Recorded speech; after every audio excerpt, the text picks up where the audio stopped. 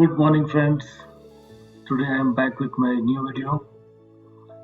As you know, we bring the latest financial news which is beneficial for you for your daily updates in your studies and also in your financial needs. So, for today's video, let's get started. The first news is from economy and finance side. As you know, there has been a tussle between uh, different countries and India over the export ban on non-basmati rice. As you know, last month India posed export ban on non-basmati rice. The other WTO member countries they had challenged this in WTO, and there was a hearing yesterday. Other countries they accuse India that they are trying to regulate the food supply, and it is imposing a great food security threat on people which are heavily dependent on imports. But India clarified its position, and India said that the new ban was a regulation rather than a restriction. And this regulation, India said, was very crucial for food security of 1.4 billion people. India pointed out at the WTO Agriculture Committee meeting that it granted exemption, that it has not closed the doors for everyone and everything. India is still granting exemptions from the export ban to those in need upon their government's request. And India also said that it is committed to ensuring food security in those countries. The main country who questioned India was Japan, Australia, Brazil, Canada, and the European Union. New Zealand, Switzerland, and Thailand also questioned India. It is also the ban was very significant for the global availability of rice because India accounted for roughly 40% of the global exports. So people are questioning, they cannot force India, but these are tactics to create a pressure so that India buckle under the pressure and resume the export of non-basmati rice. But India has to see its own interest before it decides on the same. A very sad news came yesterday when we came to know that M.S. Swaminathan, who was the father of India's Green Revolution, passes away.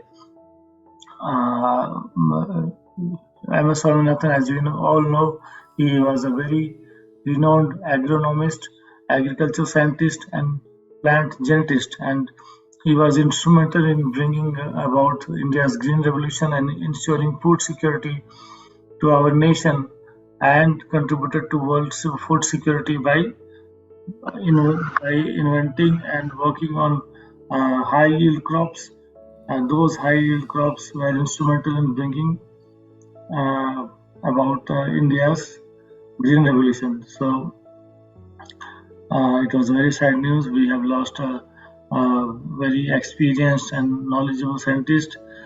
If you can imagine about his stature, that the Time magazine he was acclaimed by the Time magazine as one of the 20 most influential Asians of the 20th century. And out of these 20 most people, only 3 were from India, and the other 2 being Mahatma Gandhi and Rabindranath Tagore. So he was from those that league. So it is a great loss to us, and we pray to God that may his soul rest in peace. Another news that current account deficit narrows to 1.1% of GDP in Q1 FY24 from 2.1 a year ago. So, as you know, the current account deficit, there are 2 kind of deficits. One is current account deficit, and another one is capital account deficit. Capital account deficit, it refers to any kind of trade which affects the assets and liabilities of the country, whereas the current account deficit mainly deals with the trade deficits. So it has narrows, but quarter on quarter it has widened. So we hope RBI is monitoring, and higher current account deficit is not good for the country. And that our we don't we have trade deficit with all other countries, so that is not very good for the economy. So we hope RBI and government is keeping a close eye on that. Another news from the external debt front: the external debt rises to $629 billion by June end. So this is the data for June. The RBI has said that India added 4.7 billion to its external debt stock in 3-month period ending June to take the total liabilities to outsiders to 629.1 billion. So the external debt is rising. This rise has been we have not included the valuation effect. So valuation effect due to increase in dollar prices, the valuation effect of the total external debt also risen by increased by 7.8 billion. So this rise is a concern, and accordingly the interest payments will also be affected. So dollar appreciation is hampering all sectors, including our external debt. Now the banking and finance news. The ICRA is an external rating agency, and it has announced that it has applied for an ESG rating provider. You may be knowing what is ESG. ESG is nothing but environmental, social, and governance. So that is ESG: environment, social, and governance. As you can see in this, environmental, social, and governance criteria. So this criteria is a set of standard for a company's behavior used by socially conscious investors. So now people are very conscious about investing in only those companies where they are following these environmental, social, and governance issues. They are addressing it. So it is also encouraging companies to work toward these goals. And now ICRA has proposed that they will be doing rating for these ESG companies. So whether they will get the license or not, it is yet to be seen. Tamil Nadu Mercantile Bank MD and CEO quit. So Mr. S. Krishnan, who was the MD and CEO of Tamil Nadu Mercantile Bank, it is a private lender, and board has accepted, and it has forwarded it to RBI for regulators' advice. SBI, our country's largest public sector bank, has requested RBI to classify loans to sectors which are using carbon emission reducing technologies as priority sector lending. So as you know, government has put a cap of 40% minimum total and net loans which should go to priority sectors. Now this 40% out of this 40% we give to SMEs, to agriculture and other sectors. Now whatever industries is classified as priority sector industries, then they will fall under that minimum 40% cap, and banks can.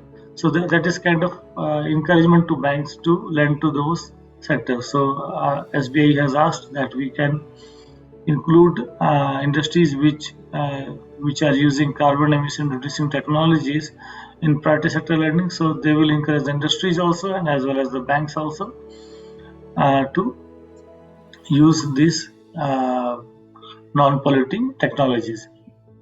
And Canara Bank had a very successful issuance of long-term infrastructure bonds. They raised 5,000 crores at a coupon rate of 7.54% per annum. So earlier the bond base issue size was only 1,000 crore INR, but it was having a Grishun green shoe option. So what is a green shoe options? You can see a green shoe option is a provision granted to the underwriter, where the underwriter has the right to sell more shares than the original plan. So if suppose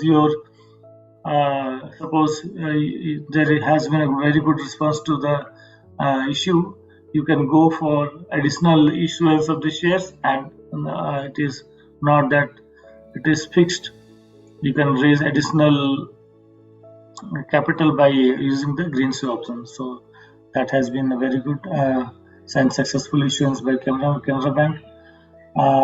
TCS continue to be India's most valuable brand. So TCS has been one of the most valuable brand of India. According to Cantor Brand Z, top 75 most valuable Indian brand report, TCS continues to successfully capitalize on global demand for digital transformation. As you know that last year and the current year also has been very choppy for the tech firms. There has been concerns on their global businesses. There has been concerns on the business outlook as a whole and also their margin. But then also TCS and Infosys also, they had hold their brand value, and that has been good news. I think they will be able to improve on their margin and other financial terms in the years to come. We all know Mr. Rishi Sunak and Mr. Rishi Sunak's wife, Mrs. Akshata Murthy, sorry, has decided to liquidate her company called Catamaran Ventures UK Limited. She was the only director. Mr. Sunak was also a founder director in the company, and he had resigned in 2015. So now she has also decided to wrap up the company. The Sunak couples has been under attack for their business ventures and their link to their family link to Infosys by their political opponents in India. So I think they are trying to cut on this. Now, another news from the regulatory front: the Ministry of Corporate Affairs is looking to bring in legal amendments into the Insolvency and Bankruptcy Code 2016. Now, as you know, IBC, the Insolvency and Bankruptcy Code, was introduced in 2016, and it is mainly to resolve the corporate insolvency resolution process. Here, the loans or the companies in debt, there are a set of rules which encourage their liquidation. It gives protection to the lenders also, lenders, suppliers, everyone, including employers. So it makes them easier. Now, the MC has noted that all the courts of NCLT, 31 courts and 63 members who are looking into IBC, they are using the 90% capacity, and there is a need to strengthen the process. So all the interministerial consultations have been done, and the draft cabinet note is ready. So after the draft is approved, the amendments will be moved in the next parliament session.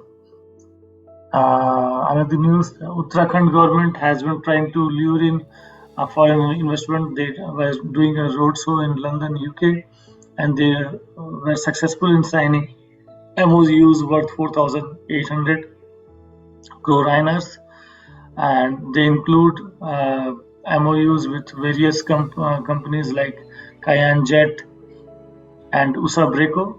And USA Breco Limited is a UK company. They have committed to develop a ropeway in Haridwar and other districts. So around 80 business houses from education, tourism, IT, health sectors of London participated in the main event. So it is a good initiative by Uttarakhand government. So these initiatives will bring in additional investment and improve the tourist inflow and tourist infrastructure in the state. Now, India has been making giant leaps in the global innovation index. In the latest Global Innovation Index 2023, India had retained 40th rank out of 132 economies. And earlier, India's position was very poor. It was ranking 81 in 2015. So 81 in 2015 to 40 in 2023 is a good step, but we still need to work on it. Innovation has been at the forefront of our battle against the unprecedented crisis created by the pandemic and will be pivotal in the driving country's resilience. So, we saw how the vaccine manufacturers, the pharma companies, they rose to the occasion in COVID, and we made not one, not two, but many vaccines to fight the COVID. We supplied to our population, we supplied to other worlds, and that has given India an additional edge in global diplomacy also. So these innovations, you can see how they help. So this has been very critical in improving country's image, and also the Make in India. We need to have more innovations in our kitty. So that's it for today's news. I hope you will join us tomorrow. By the time, stay healthy, stay safe. Thank you.